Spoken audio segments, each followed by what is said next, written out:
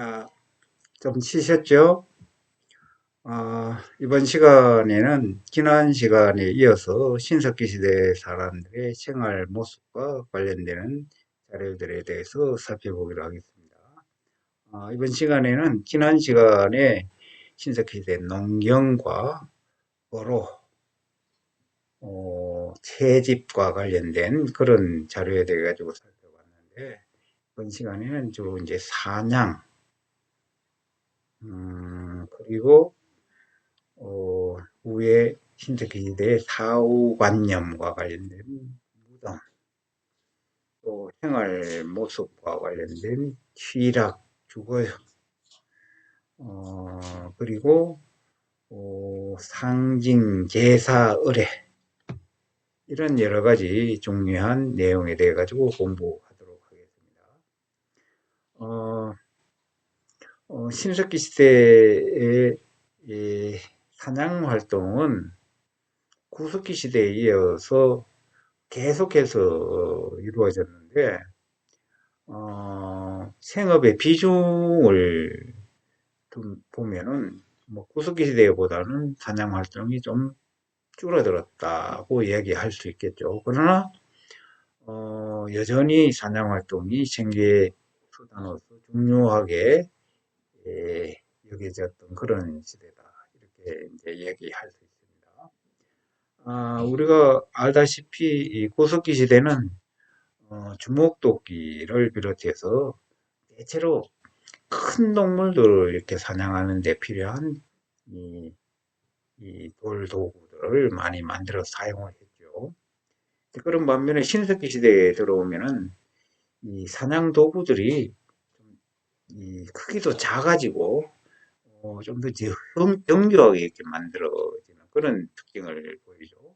이것은 구석기 시대의 빙하기에 이 날씨가 추우니까 추운 환경에서 주로 털코끼리라든지 맘모스라든지 이런 거대한 큰 동물들이 이렇게 서식을 하는 그런 환경에 맞춰서 그 동물들을 사냥을 하자니까 큰 도구들이 이제 필요했다고 할 수 있겠죠. 그런 반면에 신석기 시대에 들어오면은 앞 시간에 설명했던 바와 마찬가지로 기후가 온난화됨에 따라 가지고 그에 적합한 작은 동물들이 이제 이 환경을 차지하게 되는 거죠. 서식을 하게 되는 거죠. 그러다 보니까 작은 동물을 잡는데 그렇게 큰 돌도구들이 필요할 리가 없죠. 그러다 보니까 주로 이제 작은 종류의 돌도구들, 그 중에 이제 대표적인 것들이 이제 돌창, 돌화살, 촉, 뭐 이런 것들이 이제 주로 만들어져서 사용되게 되는 거죠. 자, 돌화살, 촉이 만들어졌다. 구석기 시대에 우리가 순배찌르개라고 하는 화살촉에 사용됐다는 설도 있고 그러지 않고 창 끝으로 사용됐다는 설도 있는데 막 그때 당시에 후기 구석기 시대에 순배찌르개가 나타나니까 이 순배찌르기가 화살촉으로 사용됐다고 하더라도 그것은 무게가 아직 둔중한 그런 상태이기 때문에 멀리 날려보낼 수 없고 그런 상태인 반면에 신석기 시대에 들어오면은 여기에 보는 바와 같이 이 타제석기 형태로 만들어진 화살촉이라고 하더라도 아주 정교하고 작고 예리하게 이렇게 만들어져서 충분히 날짐승까지도 이렇게 사냥할 수 있는 그런 형태의 예, 석기들로 이제 제작이 된다. 이렇게 이야기를 할 수 있습니다. 한마디로 작고 정교한 그런 석기들이 사냥도구로 만들어졌다. 이렇게 이제 이야기할 수 있습니다. 자, 여기 보이는 이 그림은 우리나라 신석기 시대의 가장 이른 시기의 유적이라고 할 수 있는 제주도 고산리 유적에서 출토된 화살촉들입니다. 앞 시간에 연해주 지역에서 나오는 화살촉 그리고 토기들과 같은 그런 형태의 것들이 출토가 된다고 그랬죠. 기원이 지금부터 약 1만 년 전 또는 1만 2천 년 전으로 이제 이야기를 하고 있는데요. 여기에 대체로 이제 앞에서 살펴봤다시피 삼각형 모양의 화살촉,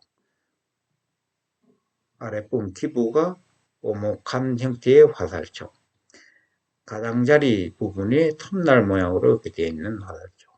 그 다음에 선배가 만들어져서 비로소 이제 선배가 만들어지죠. 선배가 만들어져서 화살대에 묶어서 사용할 수 있는 여러 가지 형태.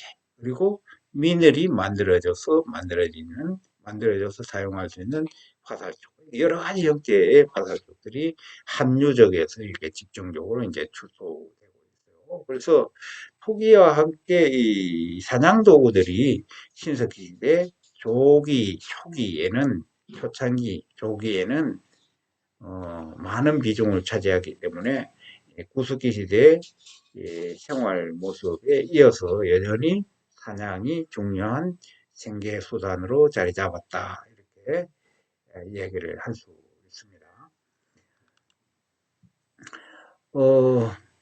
같은 돌화살촉이에요.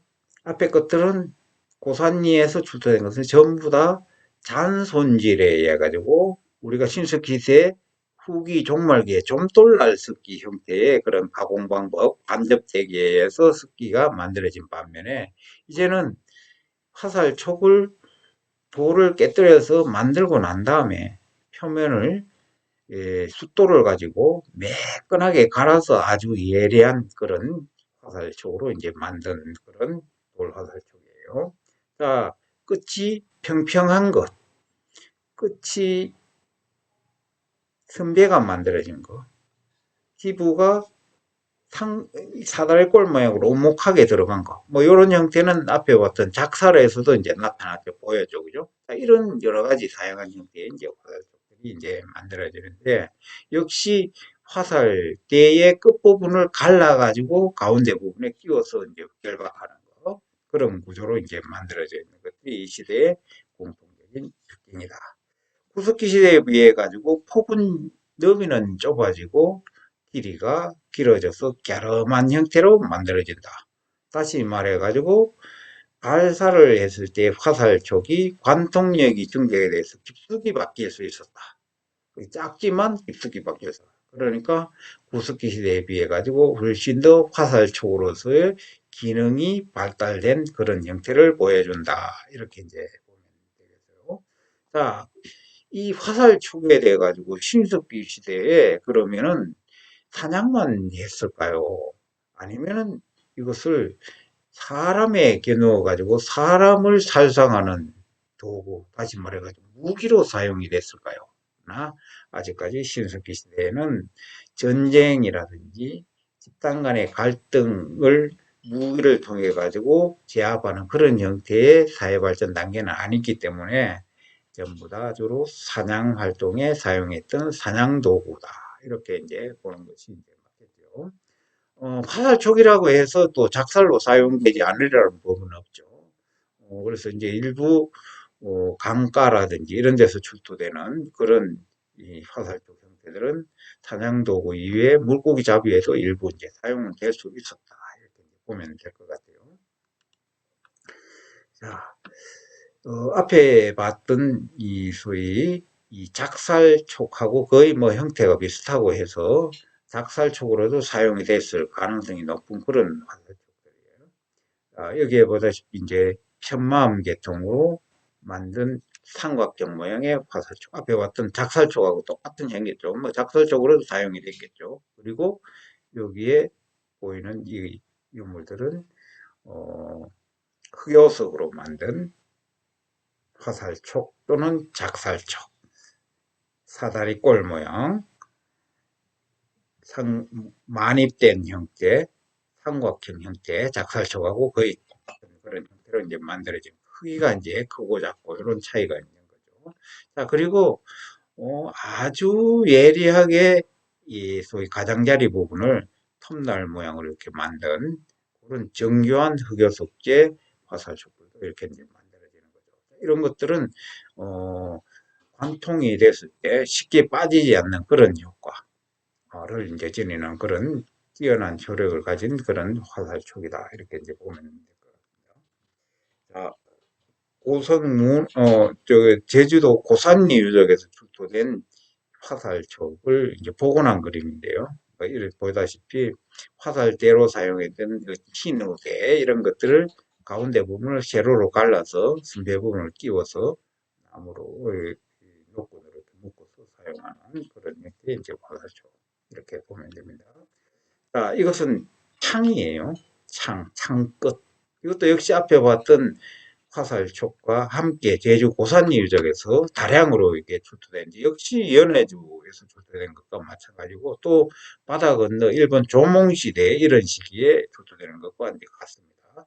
자, 여기에 보다시피 돌을 잔손질을 해가지고 다듬어서 갈지는 않았어요. 그죠? 그 아랫부분에 나무로 되어 있는 창에 박아서 끝부분은 이제 창으로 활용할 수 있는 주로 이제 던져서 사용하는 창 용도의 예, 창 끝이다 이렇게 이제 보면 되겠죠. 아주 어, 자손질을 가해서 만든 이 초창기 신석기 시대의 이 돌창이지만 상당히 이제 예리한 그런 형태로 이제 만들어져 있는 그런 창고 이런 것들이 이제 보편적으로 이 시기에 이제 투토가 되고 있어요.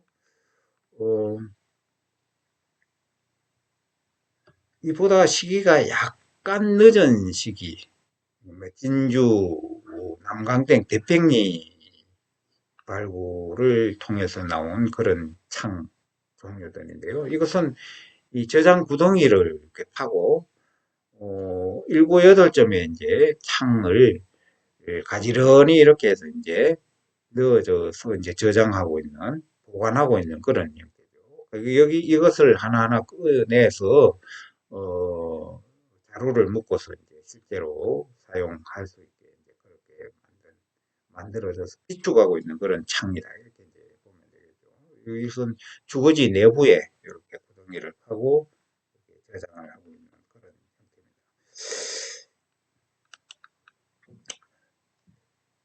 역시 고성 무남리에서 출토된 이, 이 창끝하고 똑같은 형태의 창끝이 북한의 무산 호곡이죠. 금해구석이라고 이야기하죠. 거기에서 흑요석으로 만든 그런 창끝도 이렇게 이제 보고가 되고 있습니다. 이것도 역시 중국 동북지방하고 거의 같은 그런 신석기 시대의 창 문화권을 이렇게 형성하고 있었던 걸로 이제 추정이 되고 이 흑요석으로 만든 여러 형태의 이제 크고 작은 창 또는 뭐 일부 화살촉으로 사용이 됐겠죠. 그죠? 이게 흑요석의 몸돌에서 떼내서 창을 만드는 과정에서 떨어져 나온 격지라든지 이런 것들을 흑요석에 아주 강한 그런 광물질이다 보니까 이렇게 이제 다시 활용을 해서 작은 창이라든지 돌 화살촉 이런 것들로 이제 활용하는 그런 모습을 이제 볼 수가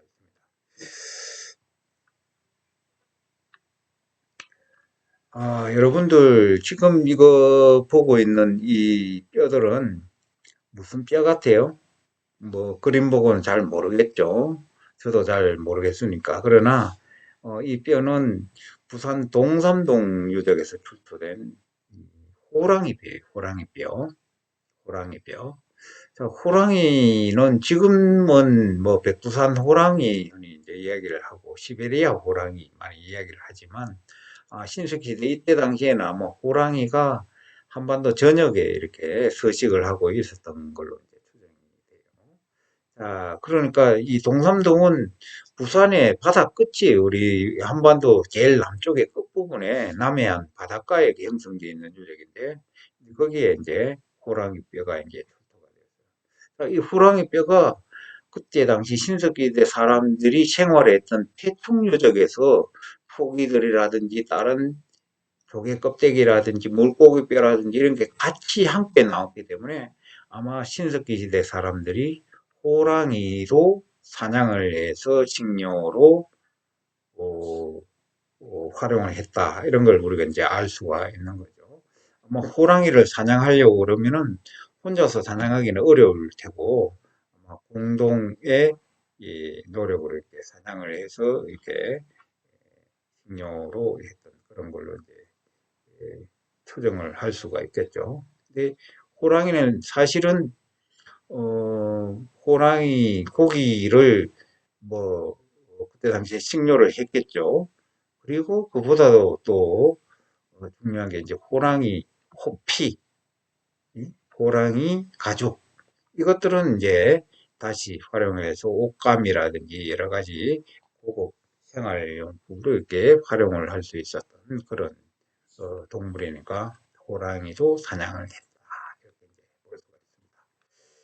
자, 그 다음에 이제 사냥 활동에 이어서 그러니까 신석기 시대는 호랑이에서부터 멧돼지, 사슴, 그리고 새뼈 이런 것들이 다 폐총이라든지 이런 데서 유적에서 출토가 되기 때문에 육지동물, 크고자 육지동물, 그리고 날짐승, 그리고 어로 활동을 통해서 물고기, 심지어 고래, 물개 이런 것까지 다 잡아먹었던 그런 시대였으니까 굉장히 소위 이 단백질과 지방이 풍부한 그런 식료 활동을 거기에 조개까지 그죠? 곁들였으니까 이 활동을 했다. 그렇게 됨에 따라서 아까도 말씀드렸지만 영양이 풍부하게 공급이 되고 신체 활동을 왕성하게 하고 두뇌 활동을 자극해서 점점 더 나은 사회로 끌고 가는 그런 밑거름이 됐다. 이렇게 이제 설명을 할 수 있을 것 같습니다. 그 다음에 이제 우리가 앞에서 이제 농경 활동과 관련되는 자료, 그리고 사냥 활동과 관련된 자료를 살펴봤는데 그 두 가지 요소하고 밀접하게 관련되는 것이 바로 그때 당시에 이 목축. 목축은 요즘같이 대규모의 어떤 축산을 하는 그런 형태가 아니라 소위 집에서 동물을 기르는 정도. 그러니까 요즘 닭장을 두고 그 안에 닭 몇 마리를 키워서 이렇게 잡아먹고 식료로 삼고 이런 정도. 그때 당시에 목축 활동의 증거라고 할 수 있는 자료 중에 부산 동삼동 태총에서出土된 개뼈가 개머리뼈 한 개체 머리뼈가 이렇게 그대로 출토되는데 이 동물학자의 이 감정에 의하면은 이 개뼈가 야생 들개 이런 것들이 아니고 집에서 기른 종류의 소위 이, 이, 이, 이 목축이라고 할까요? 어쨌든 집에서 기른 개뼈다. 그러니까 가금한 저기 개다. 그러니까 이렇게 이제 길들여진 개고 집에서 이제 키워서 이를테면 우리가 초기에 사냥 활동을 해가지고 식료 획득을 할 때는 야생에 서식하는 이 동물들을 사냥해서 식료 활동을 했는데 이제는 우리가 신체를 유지하고 발달해가는 과정에서 필요한 지방이라든지 단백질이라든지 이런 것들을 섭취하기 위해서는 이 고기가 필요한데 이 고기를 사냥에 의해서는 고기를 항상적으로 안전하게 확보하는 한계가 있으니까 뭐 개를 키운다든지 멧돼지 돼지를 키운다든지 이렇게 해서 이제 가금을 해서 그것을 이제 식료 활동에 이용을 했다. 이렇게 이제 이야기를 할 수 있습니다. 자, 그러면은 이때 당시 개를 키웠으면은 개가 인간과 가장 친밀한 동물 중에 하나로 오늘날도 집에서 이렇게 많이 기르고 있죠. 개를 반려동물로서. 그럼 이때도 반려동물이었냐? 그것까지는 우리가 고고학적으로 밝혀낼 수 없어요. 그런데 어쨌든 이때 당시에는 우선 먹고 사는 식료 활동이 중요한 그런 경제 행위였기 때문에 아마도 집에서 길러서 키워서 나중에 육고기를 먹고 할 수 있는 그런 가금 동물로 개를 키웠다. 이렇게 보는 것이 이제 맞겠죠. 어쨌든 집에서 기른 개는 확실하다. 그건 알아주면 된다. 자, 그 다음에 이거 역시 이제 개 모양 토우예요. 토우. 이제 흑인형 조그만하게 만든. 그리고 멧돼지 모양 토우예요. 뭐의 통영 욕지도에서 나온 거고, 그 북한의 농포유적에서 나온 것들인데, 자, 이것은 손가락 크기만 해요. 손가락 크기만 해요. 자, 이때 당시 사람들이 이제 손가락 크기만한 이런 이 개 모양 토우를 만들고 멧돼지 모양 토우를 만들어서 이런 토우를 만들어서 작은 모형을 만들었다는 얘기는 이것을 가지고 뭔가의 의식행위, 제사 이런 것들을 했다는 거죠. 자, 의식행위, 제사를 이 동물을 가지고 동물 모형을 가지고 했다는 얘기는 이런 동물들을 많이 잡히게 해달라. 사냥해서 또 그와 함께 집에서 기를 때 많이 번식을 해가지고 우리한테 풍부한 식료를 제공해달라. 아마 이런 의미들이 이제 깃들이 있었겠죠. 그래서 이거 두 개는 사냥과 함께 그때 당시에 가금 활동의 필요성을 우리가 간접적으로 이야기해주는 그런 제사을의 동물이라고 이제 할 수 있어요. 유물이라고 할 수 있다. 그렇게 이제 평가를 할 수 있겠네요. 이외에도 나중에 또 그림이 나옵니다만은 토기 토기에 이 멧돼지가 그려져 있다든지 회화가 이런 여러 가지 것들이 또 상징으로 있는데 그것도 역시 이제 멧돼지가 사냥해서 잘 많이 잡히게 해달라 또는 뭐 여기서는 이제 이 역시 원래 이 목축이라는 게 가금이라는 게 처음부터 집에서 키우는 동물이 있었던 건 아니죠.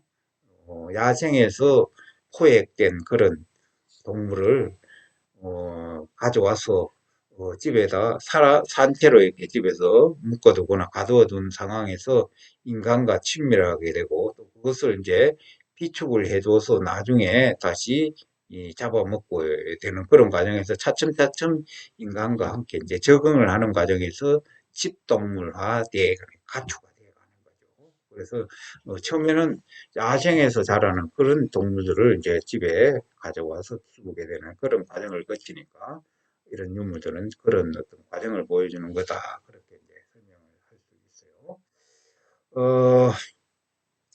어, 지금까지 이제 유물에 대해 가지고 쭉 살펴봤는데 이제 유적에 대해서 이제 살펴보기로 하겠습니다. 자, 우리가 이제 신석기대 사람들의 생활하면은 그때 당시 사람들이 살았던 마을, 다시 말해가지고 취락이죠. 그리고 취락을 구성하고 있는 그 내부의 집자리들, 주거, 주거지, 이런 것들이 이제 우리가 생활 유적에서 이제 확인이 되는 거죠. 자, 그리고 거기에 곁들여서 이제 저장 구덩이들, 신석기대에 들어오면서 초보적인 농업이 이제 이루어지고, 또 구석기 시대에 비해 가지고 다양한 식료 획득 활동이 이제 이루어지게 됨에 따라 가지고 저장의 필요성이 이제 증대하게 되는 거죠. 그래서 집자리 주변에 별도의 저장 창고가 이렇게 만들어지고 구덩이 형태로 이런 여러 가지 이제 시설들이 갖추어지는데 그거 전체를 통틀어서 우리가 이제 하나의 마을을 이루고 있다. 이래서 이제 그것을 취락이라고 그러는 거죠.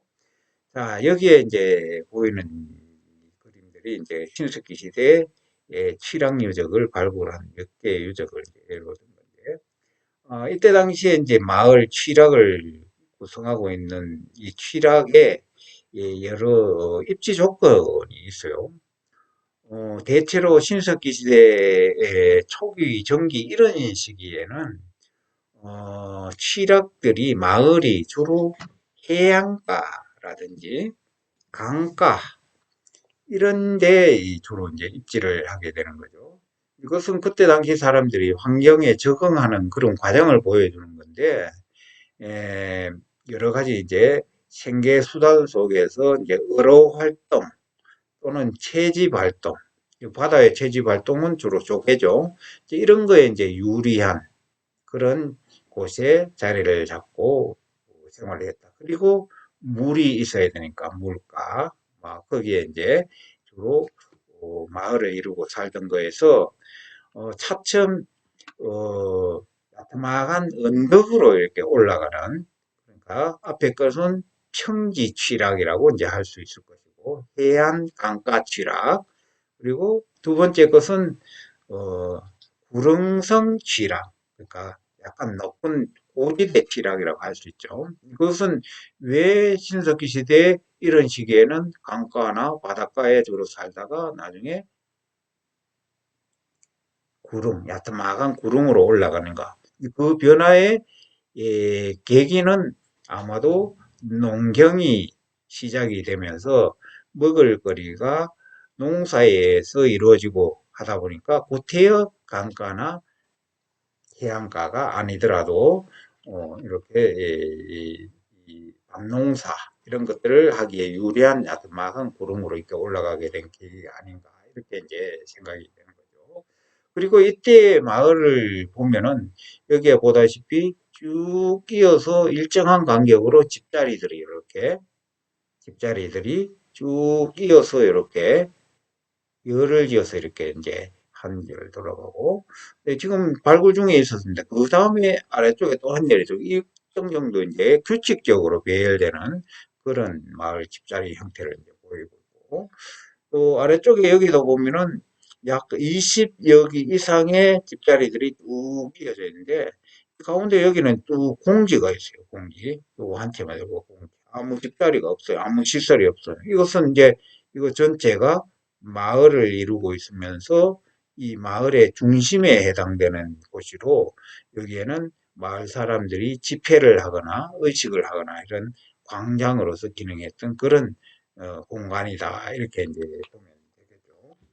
이외에도 이 사람들이 이제 살다가 죽었을 때 일정 공간 부분에 어느 곳인가에 무덤이 있었을 텐데 지금까지 신석기 시대 마을에 관련되는 딸린 공동의 무덤이라든지 이런 것들은 확인된 예가 없어요. 주로 이제 태평유적이라든지 이런 데는 뭐 10여 기 정도의 무덤들이 한꺼번에 이제 발굴된 경우가 통영연대도라든지 이런 데 있지만 대륙에서 발굴된 이런 신석기대 마을 주변에서는 그런 무덤, 그러니까 무덤이 군을 이루고 있는 그런 공간은 아직까지 확인이 되지 않고 경우에 따라서는 이 집자리 안에 동무덤을 설치를 해서 별도의 이 삶의 공간을 무덤 공간으로도 같이 활용하는 그런 예는 조금씩 이제 확인이 되고 있는 그런 얘기입니다. 어쨌든 이런 거 전체 다를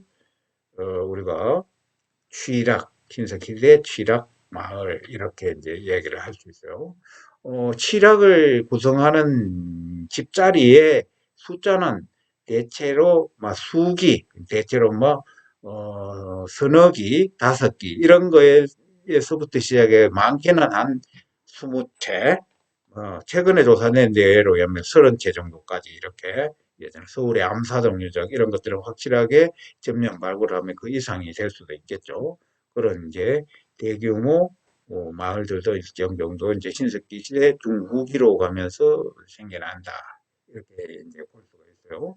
그런데 이 마을 유적들이 대체로 이런 시기에는 강가라든지 해안가에 이렇게 작은 규모로 수기로 이렇게 자리 잡고 있다가 구릉으로 올라오면서 점점점 더 자리 숫자도 많아지고 마을의 규모가 점점 커져요. 이것은 앞에 설명했다시피 농경의 시작과 이렇게 관계가 되겠죠.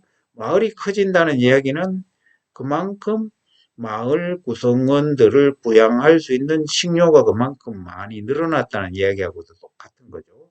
이것은 다름 아닌 식료, 사냥과 채집 활동만으로는 이루어질 수 없었다. 그러니까 안정적인 식료 획득 활동, 즉 농사가 이루어짐에 따라 가지고 그렇게 변화했다. 이렇게 이제 볼 수가 있어요. 자, 그 다음에 신석기 시대 후기로 갈수록 이 마을 규모가 다시 작아져요. 줄어들어요. 다시 줄어들어요. 그리고 구릉에서 다시 아래쪽으로 다시 내려오면서 나중에 청동기 시대의 평지에 이런 만들어지는 그런 칠학으로 이제 흡수되는 그런 과정인데 어쨌든 신석기 시대에서 청동기 시대로 가면서 신석기 시대의 마을 규모가 작아지는 그런 현상이 이렇게 나타나고 구릉에서 아래쪽으로 내려가는 그런 현상이 나타나는데 그 사회 현상이 나타나는 이유가 뭔지에 대해 가지고는 아직 학계에서 이렇다 할 의견을 내놓고 있지 못한 그런 상황이에요. 그러나 어쨌든 그런 현상이 나타난다. 이것도 여러분들이 좀 알았으면 좋겠다. 그렇게 이제 보면 될 것 같아요. 자, 그런데 구릉에 이렇게 올라와서 큰 마을을 이루는 이런 마을 취락 유적들은 주로 우리가 살고 있는 이 경기 서해안 지역, 경기 내륙 서해안, 인천, 그리고 시흥, 용인, 뭐 우리 있는 이쪽 일대 거기에서 주로 이제 이런 신석기 시대 대규모 마을들이 이 소위 정기에서 중기 이렇게 이어지면서 이제 나타난다 이렇게 보면 될 것 같습니다. 또 일정 신석기 시대를 연구하는 학자들 중에는 여기에 보다시피 여기에 또랑이 이렇게 좀 파여 있어요.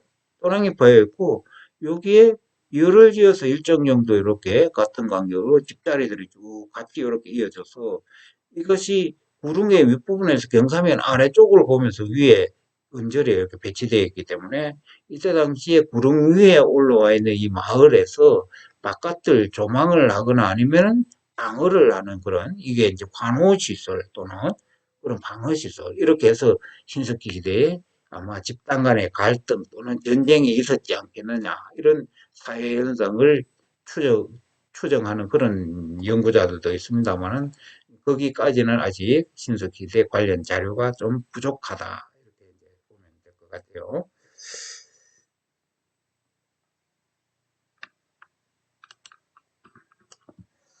자, 신석기대 마을에 대해 가지고 이제 우리가 살펴봤는데요. 그러면 이제 이 마을을 구성하고 있었던 주로 이제 집자리죠. 집자리. 여기에 보면은 왼쪽에 보이는 이 그림이 우리가 있는 이 서울의 암사동 유적이에요. 크게 움집, 수열 집자리, 수열 주거지라 그러죠. 우물 파고 만든 주거지다. 자, 그래서 이제 이 크게 깊게 파인 이 넓은 저기 이 구덩이들이 이제 움집의 아랫부분에 이제 움이 되는 거죠. 집자리고. 그다음에 거기에 딸려가지고 조그만한 구덩이에 둥글게 파있는 이런 것들이 이제 집자리에 딸려 있는 저장 구덩이들이 이제 되겠어요. 그게 대체로 집자리마다 이런 것들이 이제 쭉 같이 갖춰져 있는 그런 저장 시설 이렇게 이제 보면 되는데 여기에 이제 보다시피 여기에 암사동 집자리는 여기에 확실한 그림이 잘 안 보입니다. 이게 대체로 사각형 집자리예요. 사각형인데 그 사각형의 모서리 부분이 좀 둥그스름하게 만들어져 있다. 그래서 이런 것도 이제 각을 주겠다, 모를 주겠다. 이래서 말각 방형 집자리 이렇게 이제 이야기를 하는 거죠. 말각 방형. 또 이제 둥근 집자리도 있죠. 자, 여기서는 덤문이 토기가 주로 주된 강원도 양양 오산리 유적, 지경동 유적 이런 데서 이제 주된 확인된 그런 둥근 집자리, 원형 집자리, 원형 집자리 이런 것들이 이제 있는 거죠. 이건 이게 강원도 해안에 있는 집자리. 그리고 이제 원형 집자리, 말각 방형 집자리, 그리고 장방형 집자리, 이런 것들이 있어요.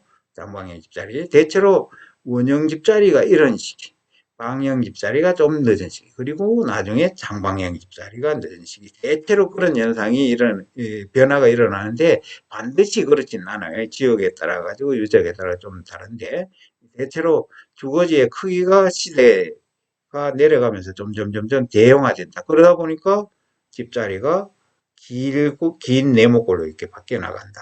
이렇게 이제 보면 되겠죠. 어, 그 다음에 이제 이런 수열 주거지, 움집 구조의 이 주거지 이외에 구석기 시대부터 생활 공간으로 활용이 됐던 게 주로 이제 동굴 그리고 바위 그늘 완전 동굴은 아니죠. 바위에 그늘을 지어 있는 우목한 이 부분에 여기에 일정 정도 수혈을 우물 파고 여기에 이제 사람이 살았던 그런 흔적, 청도 오진리 그래서 이제 발굴된 그런 적인데 이것은 집자리로도 사용이 되기도 했고 바위를 배경으로 한 그때 당시에 이 의뢰, 의뢰가 행해졌던 그런 두 가지 어떤 기능을 했던 그런 어, 그 주거 또는 의뢰 공간이다 이렇게 이제 설명을 할 수 있습니다. 일단 좀 다양한 용도로 이제 사용이 됐다. 이거 자체가 이제 오늘날도 과일을 배경으로 해서 각종 의뢰들이 이제 의식들이 많이 이루어지는 것과 비슷한 그런 형태다 이렇게 이제 보면 됩니다. 자, 신석기 시대에 나타나는 여러 가지 형태의 집자리 구조예요. 이 위에는 움집 구조가 이제 올라가는 거죠. 나무 석가래가 걸쳐지고 갈대라든지 초본유로 지붕이라든지 이런 것들이 영 이어져서 올라가고 이런 구조가 되는 거죠. 그것들은 다 없어지고 이제 바닥 틈만 남아 있는 거죠. 자, 이 집자리는 원형 집자리, 원형 집자리, 말각 방향 집자리, 말각 방향 집자리. 그 다음에 원형 집자리와 말각 방향 집자리의 가운데 부분을 좀 더 깊게 파고 가장자리부를 하나의 계단식 선반 형태로 턱을 만든 거죠. 여기도 마찬가지죠. 여기 마찬가지고. 그가 없이 장방형이면서 앞부분에 여기에 출입구 시설이 이렇게 맞춰진 거. 그리고 말각광이 여러 가지 이제 이런 형태들이 있죠. 이렇게 앞에서 원형 집자리가 좀 빠르고 다음에 이 말각 방향, 장방향 이런 구조로 이제 바뀐다고 설명을 했죠. 근데 대체로 신석기 시대 집자리에는 가운데 부분에 화덕자리가 있어요. 화덕자리가 있어요. 자, 화덕자리, 화덕자리, 화덕자리가 있어요. 자, 이 화덕자리에는 크게 두 가지 형태의 화덕이 있어요. 하나는 구덩이를 살짝 파고 가장자리를 따라서 여러 돌을 둘러가지고 만든 돌을 두른다고 해서 위석식 화덕자리. 그러지 않고 여기에 본 거 마찬가지, 여기 본 거 마찬가지로 간단한 구덩이를 얇게 이렇게 파서 거기에 물질을 저장해서 계속해서 이렇게 화덕으로 사용하는 거. 여기 보면은 빨갛게 불을 먹어서 화덕 자리로서 이렇게 선명하게 이제 드러나는 그런 형태. 자, 여기 보다시피 또 네모난 거, 네모난 거, 둥근 거 이런 경우들이 있다. 네모난 게 조금 늦은 시기 그리고 이런 시기에 나타나는데 반드시 둥근 거에서 네모난 걸로 변화했다고는 알 수 없어요. 어쨌든 이런 다양한 형태의 집자리 구조들이 나오고 그 다음에 가장 기본적인 것은 원형 집자리들은 집자리 둘레의 안에 내부에 석가래 기둥 구멍이란 이런 것들이 안 나오기 때문에 바깥에 석가래 기둥을 꽂아서 이렇게 가운데 원추 모양으로 이렇게 올린 그런 지붕 형태였을 가능성이 높고 네모난 말각 방향 집자리 구조는 보다시피 네 모서리에 기둥이 세워지는 기둥 구멍이 이렇게 있기 때문에 여기에 기둥을 세우고 위에 들보를 걸치고 그 위에 다시 석가래를 해서 바깥으로 석가래가 바닥에 닿게 하는 그런 움집 구조였을 것이다.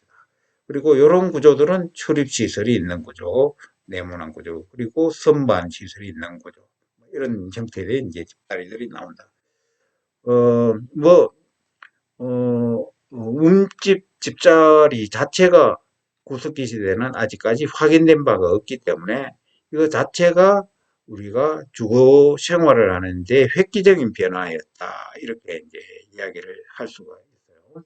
그래서 땅을 일부 파고 우리가 생활 터전으로 삼은 것이 신석기 시대 이후부터 시작해서 우리가 통일신라시대, 고려시대, 심지어 조선시대까지 이런 움집 구조의 살림집들이 이렇게 그대로 활용이 되고 있으니까 소위 땅을 파서 수열 주거지를 짓고 사는 나름대로의 어떤 이점들이 우리 기후와 환경 조건에 굉장히 적합했던 그런 주거 구조다 이렇게 이제 설명을 할 수 있습니다. 자, 앞에 봤던 원형 깃다리를 복원한 상부 구조. 서로 석가래를 바깥에 에, 집자리 수열의 어깨선 바깥으로 이렇게 꽂게 해서 비스듬히 경사해서 가운데 원볼 모양으로 하고 한쪽 부분에 출입구를 낸 그런 거죠. 여기에 갈대라든지 이형이라든지 이렇게 이어서 만든 그런 집자리가 원형 집자리가 되겠죠. 자, 이것은 이제 네모난 집자리구조. 네모난 집자리구조.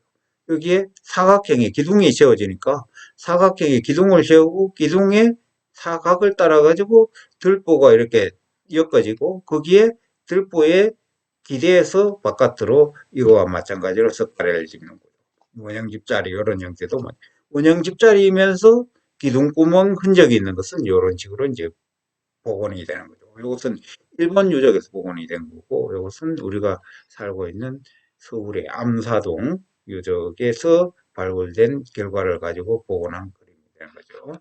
뭐 시간이 되면은 암사동 유적 한번 견학하는 것도 좋겠죠.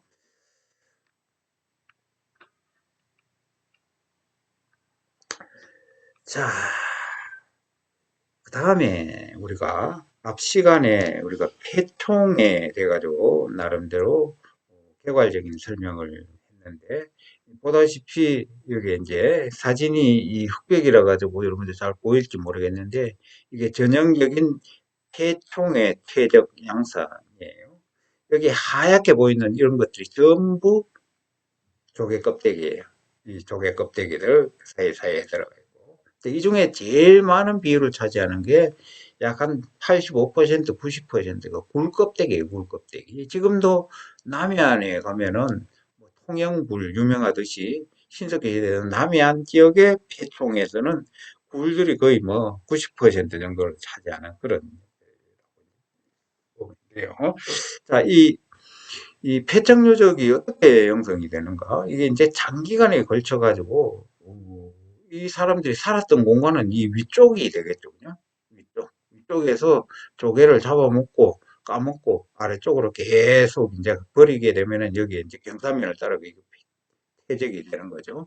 자, 이 퇴적이 되는데 일정 정도 조개를 잡아먹고 버리고 난 다음에 퇴적이 되면은 그 위에 점토를 다시 깔고 거기에 집자리를 만들거나 아니면은 야외 화석자리를 만들거나 이렇게 해서 거기에서 또 생활을 하고 또 그 이후에 그 생활면을 폐기하고 거기에 조개를 잡아먹고 또 퇴적을 시키고 그 위에 점토를 깔아서 그렇게 생활면을 가지고 이런 것들이 순차적으로 중첩되게 오래된 폐총일수록 그런 흔적들이 이게 많이 나타나는 거죠. 그래서 폐총이라고 해서 단순하게 조개 껍데기나 생활 폐기물들을 그냥 버리고 퇴적시킨 그런 공간만이 아니라는 거죠. 거기에는 부분 그 쓰레기 더미, 조개 더미 위에 생활 공간으로서 점토를 깔고 집자리를 마련하거나 바닥자리를 마련해서 그게 이 음식물을 채취해서 먹거나 아니면 삶을 영위했던 그런 흔적들이 폐총 속에 그대로 남아있다.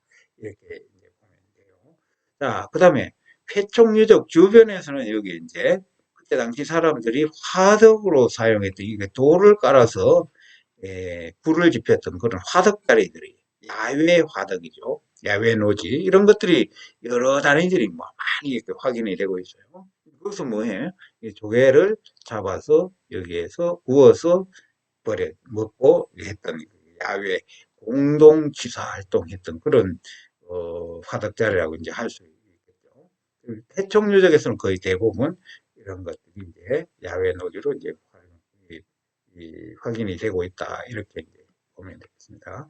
자, 그리고 이 폐총의 조개 껍데기 속에 아까 말씀드렸다시피 여러 가지 육지 동물뼈, 여러 가지 바다 물고기뼈, 고래뼈, 뭐 이런 각종의 뼈들, 폐기물들 이런 것들, 그것들도 역시 이 식용 활동을 하고 이제 버린 것들이고, 그리고 여러 골각기들도 완전한 것들은 별로 없죠. 왜냐하면은 쓰다가 못 쓰게 된 걸 버린 거니까. 이 부러진 이 석기들, 다양한 석기들, 이런 것들이 폐총 곳곳에 생활 여기에 이제 박혀 있기 때문에 폐총의 퇴적 양상에 따라 가지고 아래쪽에는 이런 시기에 사용하다가 버려진 것, 위쪽에는 점점 위로 올라갈수록 늦은 시기, 그러니까 폐총의 폐총 단면 조사를 통해서 여기서 출토된 여러 가지 유물들을 통해 가지고 석기라든지 토기의 편년 자료로서 활용하기도 하고, 그리고 식용 활동도 신석기 시대 이런 시기에는 어떤 조개를 주로 잡아먹었고 또 늦은 시기에는 어떤 조개를 주로 잡아먹었고, 그와 함께 그 조개와 관련되는 바다 환경들이 어떠했는가, 이런 것들을 추정하는데 대단히 중요한 그런 유적이 바로 이제 패총 유적이기 때문에 오늘 패총 유적의 중요성은 뭐 아무리 강조해도 지나치지 않을 정도로 세계적으로도 전부 패총 유적의 중요성을 지금 인식을 하고 있는 그런 상황이라 이렇게 이제 말씀드릴 수 있습니다. 자, 그 다음에 이 폐총류적 주변에 이렇게 발굴을 하게 되면은 그 옆에 이 한정행위 장소다. 한정행위 장소라는 게 일정 기간 여기에 임시 거주지로 머물고 있었다. 이렇게 이제 볼 수 있는 그런 흔적들이 이렇게 이제 확인이 되고 있어요. 자, 이것은 군산에, 전라북도 군산 가도패총 발굴에서 확인된 것인데, 여기에 보면은 큰 기둥 구멍이 하나 있고, 그것을 중심으로 작은 기둥 구멍이 여기에도 있고, 여기도 있고, 여기도 있고, 요렇게도 있고, 여기도 있고, 여기도 있고, 요렇게, 요렇게, 여기 때문에. 그리고 가운데 부분은 야트막하게 수혈을 넓게 이렇게 파고, 그 안에는 여러 개의 노지, 화덕자리를 이렇게 배치를 하는 거죠. 여기에. 그러니까 이 안에서 가림막을 이제 만들고, 앞쪽은 여기에 트여 있는 거죠. 그죠? 가림막을 만들고, 이 안에서, 어, 바다 조개를 잡거나, 물고기를 잡거나, 사냥을 하거나 했던 것을 식료 활동을 바닥에 익혀서 구워서 먹는 그런 한정행위 장소. 다시 말해가지고 요즘 같으면 야영 활동, 야영 생활 이런 것들이라고 이제 할 수 있는 거죠. 여기에도 보면 이제 또 그런 것들이 또 있죠, 그죠? 여기에 작은 기둥구멍이 이렇게, 이렇게, 이렇게, 이렇게 쭉 이어지고 여기에 큰 기둥구멍이 있고 안에 수혈이 파여 있고 그 다음에 화덕자리들이 이렇게 나타나 있는 거. 이런 것들이 이제 소위 폐총의 옆부분의 생활 공간에 임시로 이렇게 마련해서 생활을, 야영 생활을 하면서 식료 활동을 했던 그런 흔적들을 우리가 폐총 유적에서 이제 확인을 할 수 있다. 이게 복원을 하면 이제 이런 구조죠. 한쪽은 이제 이 앞부분에 트여 있는 거죠. 트여 있는 거죠. 이제 아마 이 앞부분에 아마 대체로 바다가 될 거예요. 왜냐하면은 바다에서 해풍이 이제 불어오는 것을 이제 막기 위해 가지고 그런 기술들을 이제 만드는 그런 구조다. 이렇게 이제 보면 된다. 자, 그리고 앞에 신석기 시대 주거지에서 집자리에서는 위석식 원형 주거지, 수열식 원형 주거지, 방형 수열 주거지, 뭐 이런 것들이 이제 주거지 가운데 화덕자리가 있어서 거기에서 음식물을 조리해 먹고 집안의 난방도 하고 동시에 조명 역할도 하고 집안에 밤에 불을 밝히는 그런 조명 역할도 했던 그런 중요한 시설이 바로 이제 화덕인데 이것은 아까 배웠던 폐총의 야영 활동이라든지 또는 폐총 위에 중간중간에 이렇게 바깥에 공동으로 이렇게 소위 이 조개를 구워 먹거나 취사 활동을 할 수 있는 그런 시설로 이제 야외 노지로 이렇게 마련한 그런 것들이 주로 이제 폐총이라든지 이런 데 이제 주로 많이 이제 확인이 되고 있다. 뭐 여기 이제 무식도로 뭐 여러 가지 날짐승, 멧돼지 같은 육고기 뭐 이런 것들 이제 가지고 이제 구워 먹는 그런 취사 활동을 했다 이렇게 이제 보는 거죠.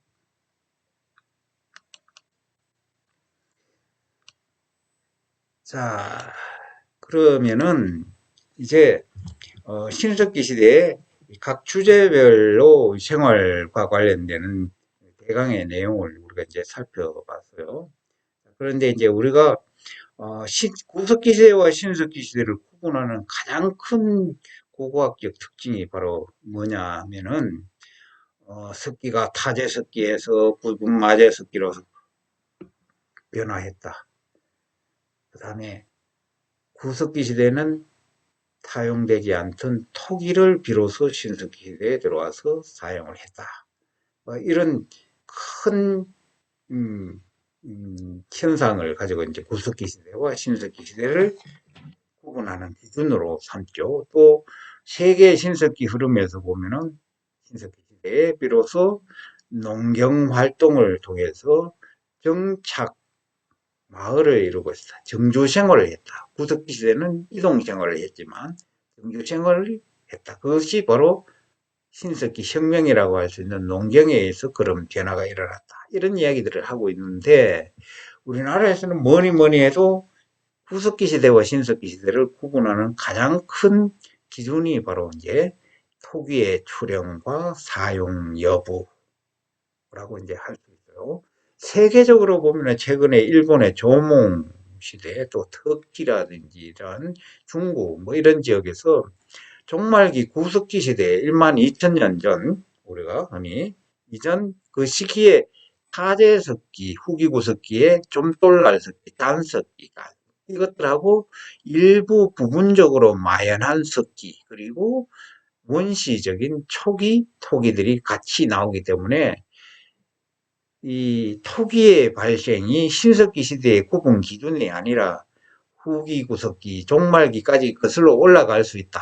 이런 주장을 하는 구석기 시대의 학자들이 이제 있어요. 그러나 그것은 고고학적으로 시대 구분을 하면은 토기의 사용, 제작과 사용이라는 것이 굉장히 시대 구분을 하는 그런 큰 기준 틀이 되기 때문에 그러면은 신석기 시대의 시작을 구석기 시대, 지금의 구석기 시대 종말기라고 하는 그때까지 거슬러 올라가도록 변년을 해야 될 일이지 구석기 시대에 토기가 사용됐다는 이야기는 지금까지 지식하고는 맞지 않기 때문에 그것은 좀 잘못된 주장이다. 오히려 이제 신석기 시대가 토기가 출현하는 이 시기가 적어도 제술 고산리 유적은 늦게 보면은 1만 년 전, 빠르게 보면은 12,000년 전. 여기에 보다시피 이 화살촉이라든지 이것들이 구석기 시대의 종말기 후기에 좀돌날 석기 또는 단손지를 가해서 만든 이 석기 형태하고 똑같고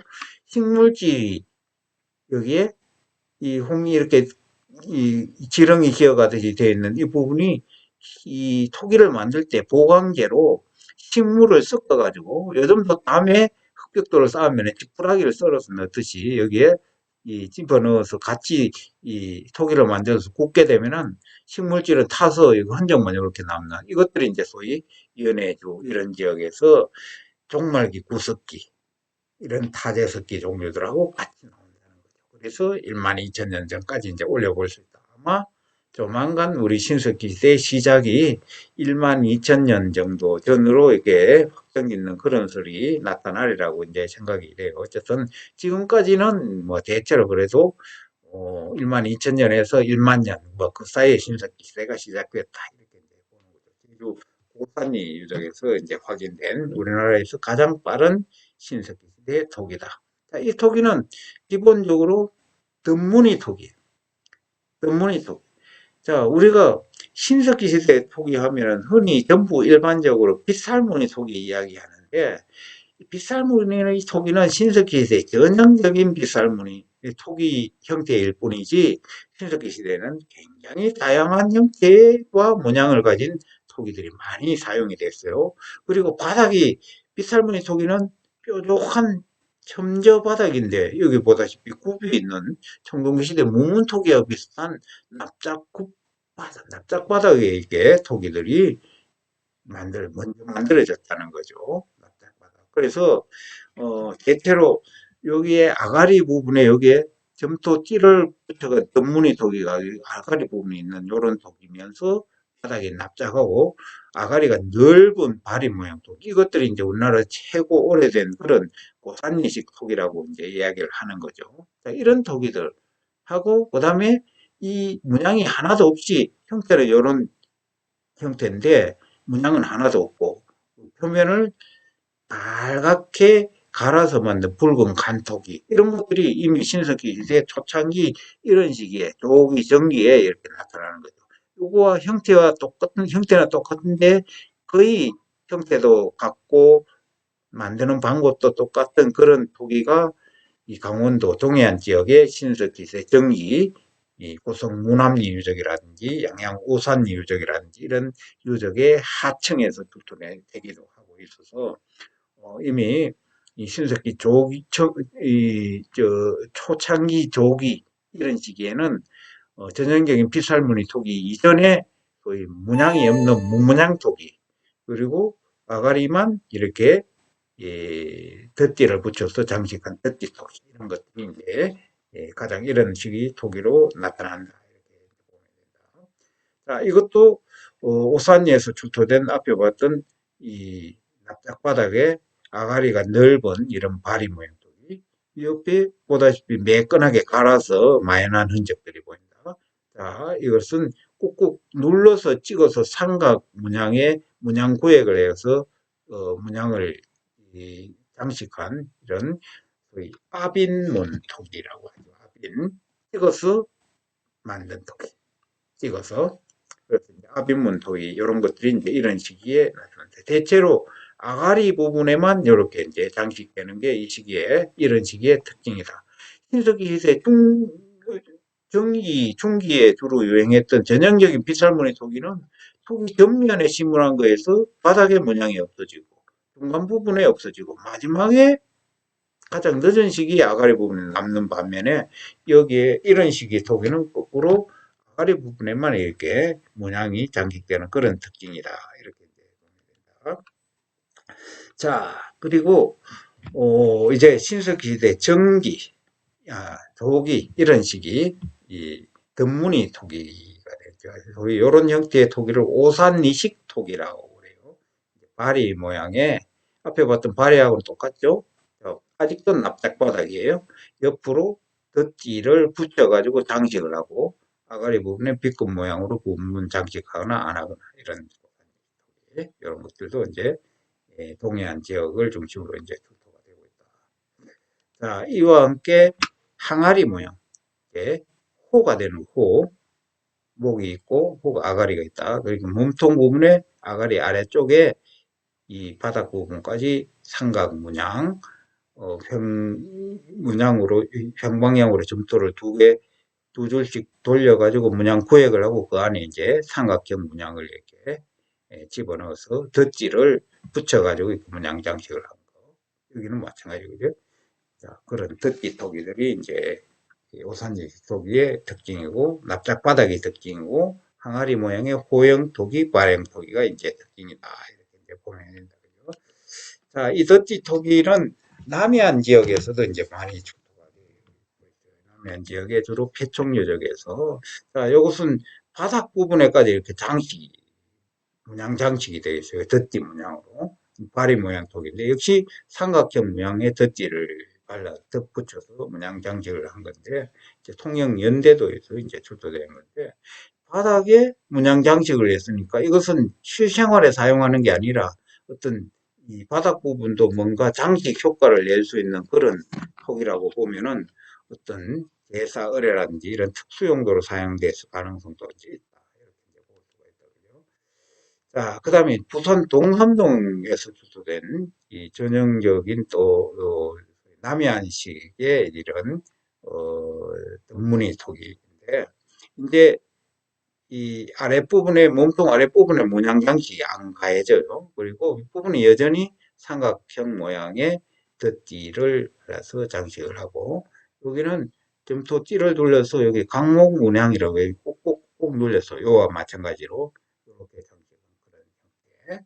자, 이것은 부산의 영선동 패통에서 출토된 귓대가 있는 뭔가 이게 바지 모양, 바리 모양, 이쪽으로 뭔가 따르게 돼 있죠. 그죠? 여기에 삼각 모양으로 점토띠를 바르고 거기에 꾹꾹꾹꾹 누르고 이 점토띠 가장자리에도 이렇게 잘게 꾹꾹 눌러서 장식한 요런 토기, 요런 것들은 이제 우리가 영선동 유적에서 제일 먼저 출토됐다고 해서 영선동식 토기 이렇게 이야기를 하죠.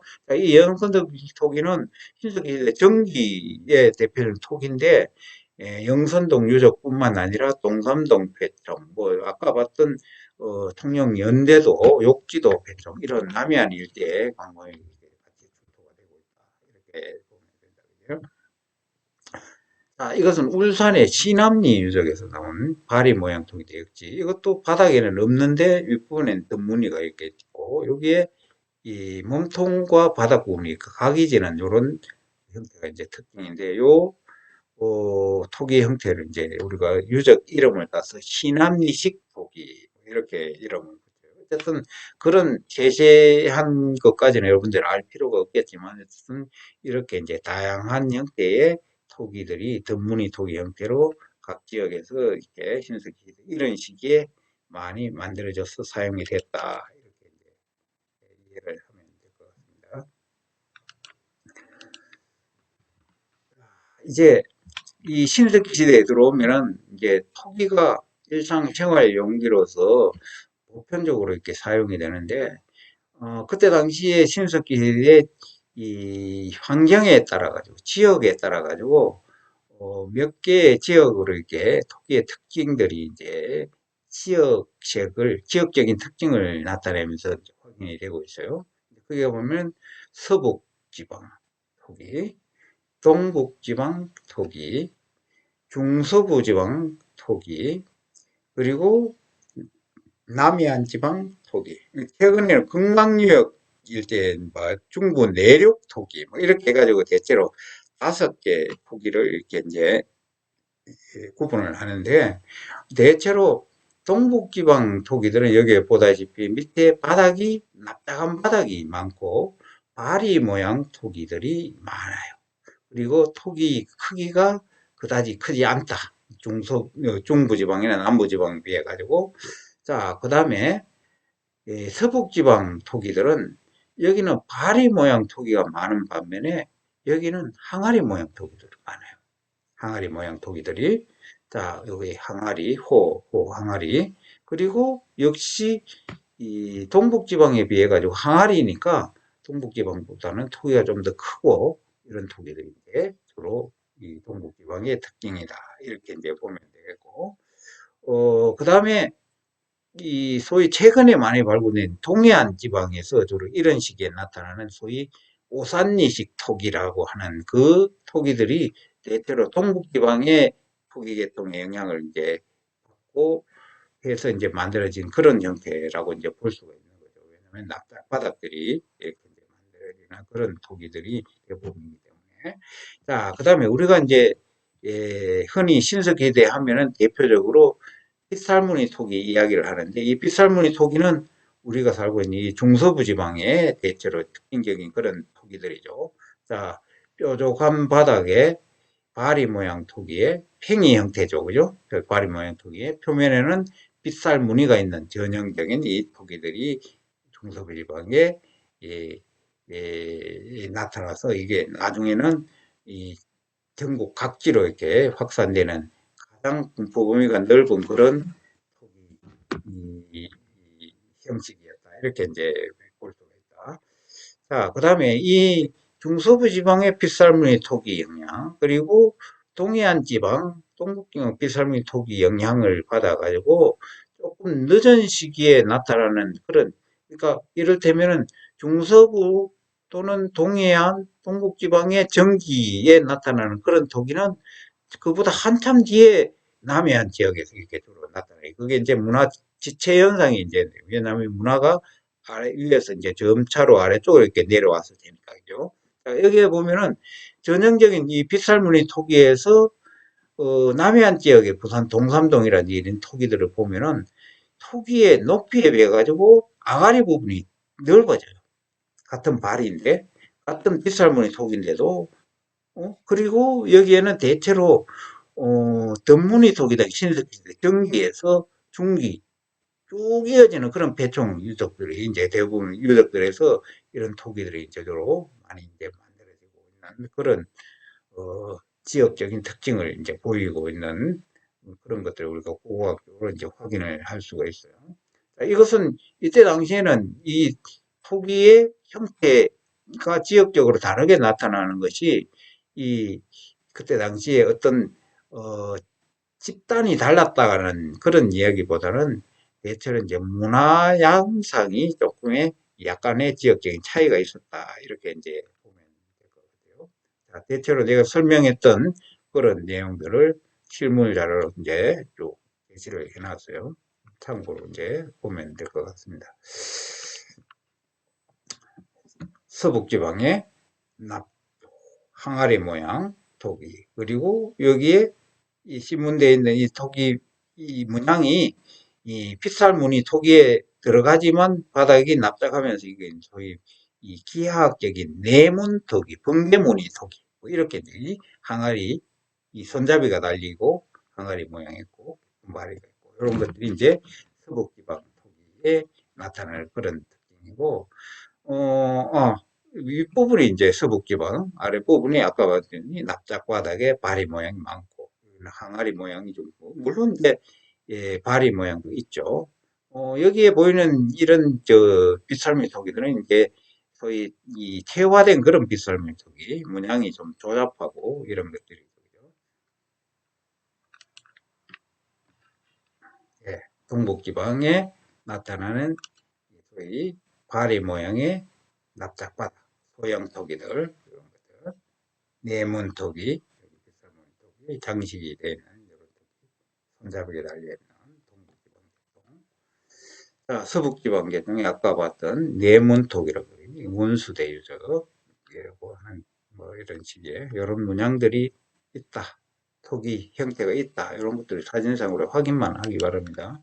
자, 그 다음에 전형적인 빗살무늬 토기인데, 아까 설명을 했죠. 암사등 유적에서 나온, 그렇죠. 암사등 유적에서는 빗살무늬 토기의 변화 과정이 일목요연하게 그대로 이제 보이고 있어요. 제일 처음에는 뭐예요? 바닥에서부터 아가리 부분까지 전부 다 문양이 빗살무늬가 다 시문이 되어 있다. 거기에서 다음 단계, 뭐예요? 바닥 부분에 문양이 없어진다. 바닥 부분에 문양이 없어진다. 그 다음에 마지막 단계는 아가리 부분에만 문양이 남고 나머지는 다 없어진다. 나중에 신석기세 말기 쭉 넘어가면 문양이 이제 완전히 없이 문양이 없는 소위 민무늬토기, 무문토기, 정동기 시대의 무문토기로 이제 넘어가게 되는 거죠. 바닥이 깨지면서. 자, 그런 문양 구성 요소를 이제 보이고 있다. 자, 여기에, 그런데 이제 이 신석기세 핏살무늬 토기도 여기에 보다시피 이 핏살무늬가 이렇게 이렇게 빗살무늬가 이렇게 이어지잖아요. 이렇게 이제 세로 방향으로 이어지는 빗살무늬 토기, 빗살무늬. 요거를 이제 이 빗살이 소위 물고기 뼈하고 유사하다. 원래 빗살은 우리가 머리를 빗는 빛의 살 이런 것들을 이야기하는 건데 이제 경우에 따라 이제 물고기 뼈 모양하고 똑같다 이래서 이제 어골무늬다 이렇게 이야기를 하는데 요것은 세로로 달리는 어걸문이다. 그래서 이런 것들이 이제 종주 어걸문이라, 종주 어걸문.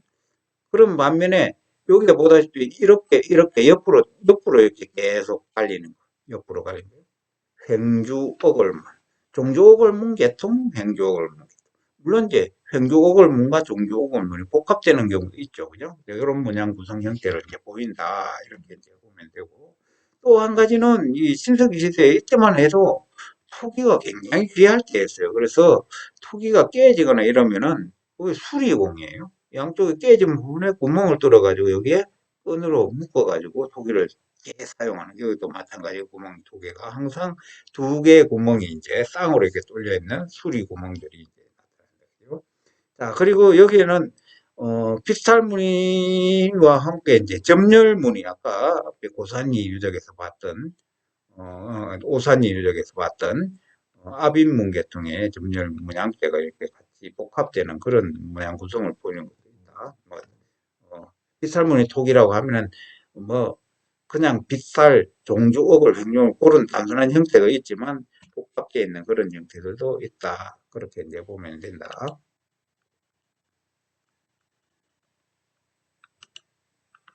암사독 유적에서 출토된 이런 시기에 문양 전면에 바닥까지 다 있는 그런 빗살무늬 전기 가장 이런 시기에 빗살무늬 톱이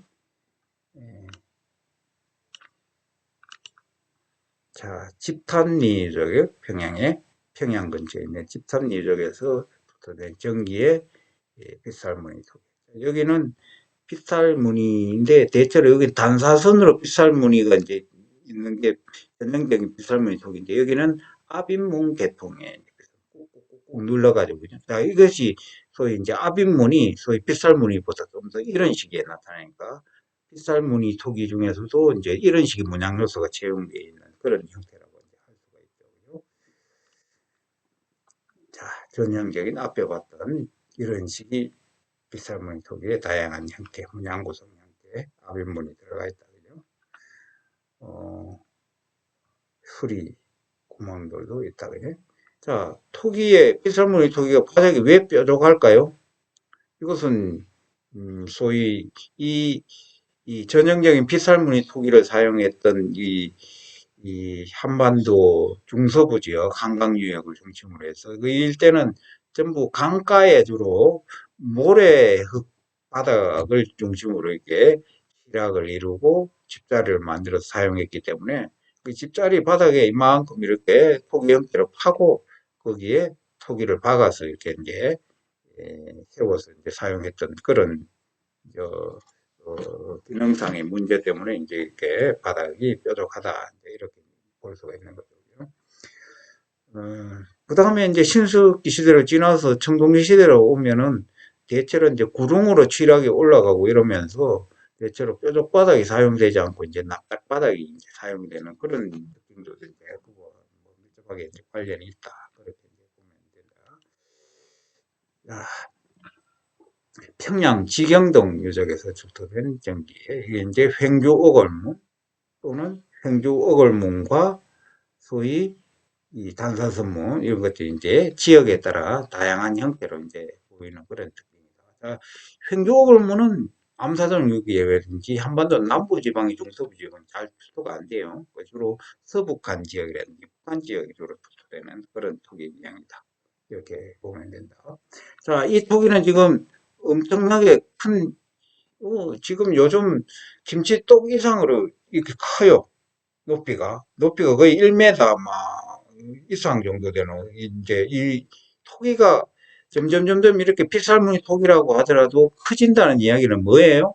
바로 그만큼 토기에 담을 내용물이 많아졌다는 얘기죠. 역시 농경의 이 시작과 밀접하게 이제 토기 변화도 관련이 있다. 이렇게 이제 볼 수가 있는 거죠. 대체로 이게 포탄 모양으로 생겨 있는 이 빗살무늬 토기라든지 큰 토기 항아리 종류들은 이때 당시에 신석기 시대 토기 용도는 전부 저장용.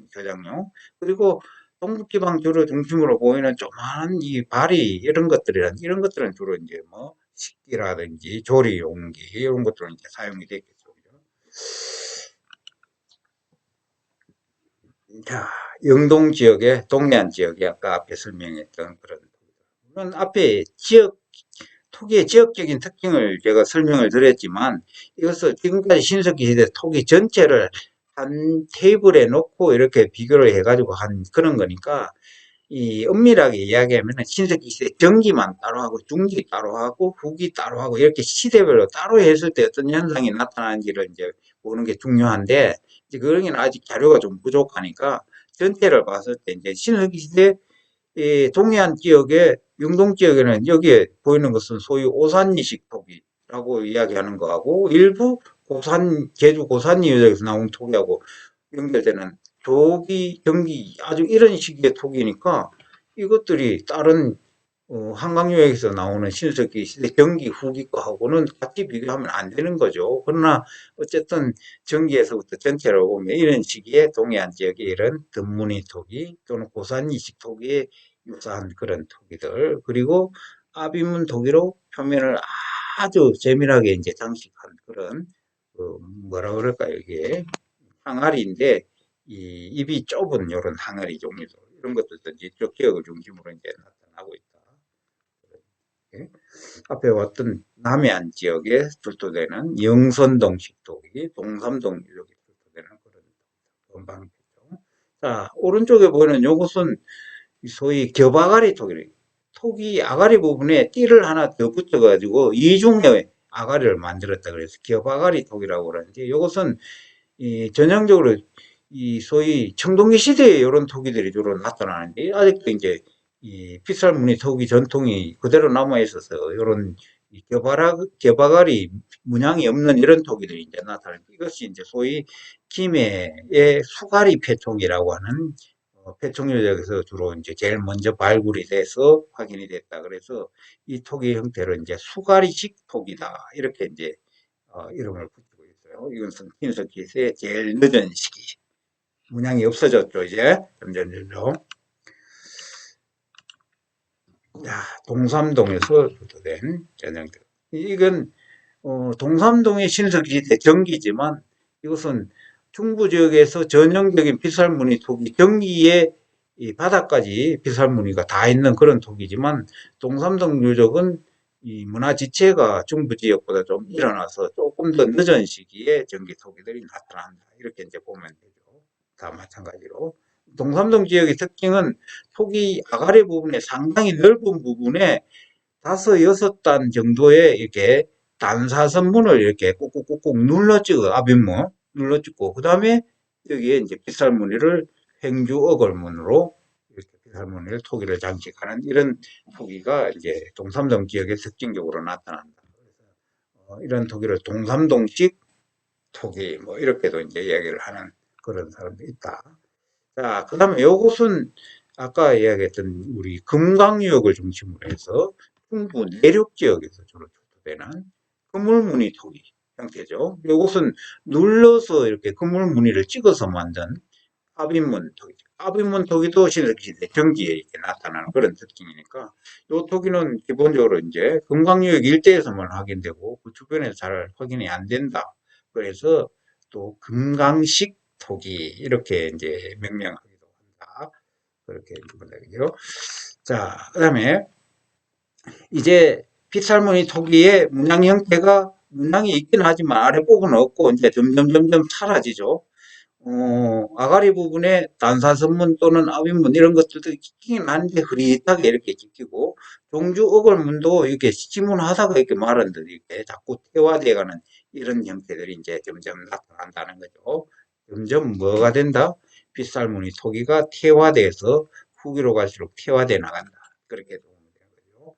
아까 설명했다시피 암사등 유적에서는 빗살무늬 토기가 이제 아가리 부분을 남고 문양이 전혀 없어진다. 늦은 시기로 갈수록. 자, 이제 빗살무늬가 형해화돼서 그냥 애들 장난치듯이 이렇게 예, 무늬 형태를 마지못해서 흉내만 내는 그런 형태. 이게 이제 소위 군산 일대 서해안의 비영도 폐총에서 발굴된 그런 형태. 자, 이게 이제 빗살무늬 토기이면서 빗살무늬 토기의 전형적인 빗살무늬 토기는 한강유역에서 출토되는 이런 전형적인 빗살무늬 토기는 토기를 만드는 태토가 모래가 많이 섞여 있어요. 사질터에서. 그것은 왜 그럴까요? 이 강가에 이렇게 모래가 많은 지역에 자리 잡고 살다 보니까 그것을 가지고 토기를 만드니까 토기에 모래 성분이 강하고 모래빛에 반짝이는 음모 성분들이 이렇게 이제 유리 성분들이 많이 들어가 있는 그런 사질 태토의 토기인데 비해 가지고 점점 신석기대 후기 말기로 가면은 이제 이 하천가나 해안가에 살면서도 이제 이 모래 성분의 태토를 가지고 토기를 만드는 게 아니라 점토 성분이 강하고 거기에 도랄갱이가 많이 섞여 있는 그런 토기로 이제 만들어 바뀌어 나간다. 태토가. 그것은 어디다? 그 다음 단계 청동기 시대의 무문 토기에 나타나는 전형적인 태토하고 거의 유사한 형태로 바뀌어 나간다. 그렇게 이제 보면 된다. 역시 마찬가지로 춘천 교동 동굴유적 여기는 무덤인데요. 무덤에 세 사람이 머리를 서로 맞대고 십자 형태로 이렇게 묻혀 있었던 그런 무덤 유적인데 여기에 소형 바리 모양 토기 평저 바닥에 이 동해안 저 동북지방 동해안 지역에 이제 속하는 그런 문화권에 이제 토기 형태죠. 아가리 부분에만 꾹꾹 눌러서 압인문을 한다든지 단사선문을 한다든지 이렇게 해서 소형 토기가 무덤에 아마 이때 부장품을 아마 들어갔던 그런 토기 형태인 것 같아요. 자, 마지막으로 이제 신석기대 종말기에 나오는 토기로서 이제 수갈식 토기라고 개발아가리식 토기 아까 앞에 설명을 했죠, 그죠? 자, 이런 형태로 이제 태화돼서 토기가 이제 청동시대 이 무문토기, 민무늬 토기로 이제 변화해 나간다. 역시 마찬가지다. 필살무늬가 전면에 다 신문이 되어 있는 것 같지만 빗질로 이 소위 이, 이 형태, 이 문양 효과만 냈을 뿐 전형적으로 선명한 필살무늬가 이제 나타나지 않고 태토 역시 돌알갱이가 많이 섞여 있고 점토질로 만들어져 있고 또 그릇도 형태도 바닥이 평조로 바뀌고 그런 모형도 깊은 바리로 이렇게 바뀌고 이렇게 바뀌어 나온다. 동해안 지역의 청동말레이족이라는 거하고 음기 동해안 지역의 예, 구멍무늬 토기. 자, 구멍무늬 토기는 전형적인 청동시대 전기의 민무늬 토기다. 이제 이 바리 모양 토기가 이 바리 모양 토기로 문양이 없는 바리 모양 토기로 이제 바뀌어가는 그런 모습이라고 이제 할 수가 있다. 그리고 구멍무늬 토기, 동북지방 요소죠. 청동시대 때 또 토기에, 무문토기에, 민무늬 토기에 대해 가지고 또 설명을 하겠습니다만, 구멍무늬가 있으면서 바닥이 납작하고 바리 모양을 이루고 있는 전형적인 청동시대 톡인데 그것은 신석기시대 말기 인천 용유도 유적에서 나온 건데 빗살무늬가 있어요. 형태적으로 마지못해가 문양을 써요. 그런데 아가리 부분에 청동시대에 나타나는 무문토 위에 보이는 그런 구멍무늬들이 이제 껴서 바리 모양 토기가 이제 나타난다. 이거에서 이렇게 이제 변화해 갔다. 이렇게 이제 얘기를 할 수 있는 거죠. 자, 이 신석기 시대 핏살무늬 토기만을 가지고 몇 시간에 걸쳐서 강의를 해도 여러분들이 이제 그것을 세세하게는 다 알기가 이제 어렵겠죠. 이제 우리가 전문적인 국어 공부를 이제 하게 되면 그 세부적인 각 토기의 형태, 기형별, 종류별로 이렇게 세세하게 이제 변화 과정이라든지 지역적 특징이라든지 이런 걸 이제 더 세밀하게 공부를 해야 되겠지만 어쨌든 여러분들이 이제 학부 과정에서 이런 정도의 이제 상세한 내용을 공부를 어, 할 수 있는 것은 뭐 여러분들이 이제 이 사회에 나가거나 아니면 다른 문화재 관련 학과, 고고학 뭐 관련 학과 뭐에 건조도 많은 지식들을 여러분들이 이제 획득을 했다 이렇게 자부심을 가져도 좋을 것 같아요. 어, 어, 지금까지 두 단락에 걸쳐 가지고 토기까지 공부를 했는데 아직 한 단락이